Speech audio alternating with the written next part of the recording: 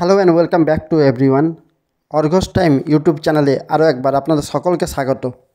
বেশ কয়েকদিন আগে আমরা আসানসোলের ঘাগরাবুড়ি মন্দিরে পুজো করতে গিয়েছিলাম।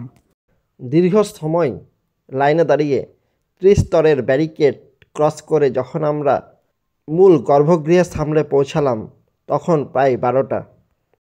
মন্দিরে ঢোকার জন্য 2টি গেট, একটা আমাদের মতো সাধারণ মানুষের জন্য যারা কষ্ট করে লাইন দিয়ে ঠাকুরের কাছে পৌঁছাতে চাই, অপরদিকে যারা একটু সহজ পন্থা অবলম্বন করে, তারা একটু পয়সা খরচ করে এবং মন্দিরের ভিআইপি গেট দিয়ে মন্দিরের প্রবেশের অনুমতি নিয়ে নেয়। শুধু তাই নয়, দেবী মূর্তির একদম কাছে গিয়ে পুজো করার সুবিধা তাদের থাকে। আমাদের হিন্দুদের প্রত্যেক ধর্মীয় স্থলে প্রায় একই পরিবেশ।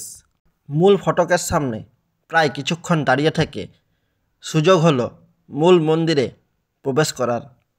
আমরা এক এক করে পুজোর ডালিগুলো ঠাকুরমশাইকে ধরালাম। পুজোর পর ওই ডালিগুলো ফেরত নেওয়া, পুষ্পাঞ্জলি দেওয়া এবং অঞ্জলি দেখার পর আমরা এগিয়ে গেলাম মায়ের চরণামৃত নেওয়ার দিকে।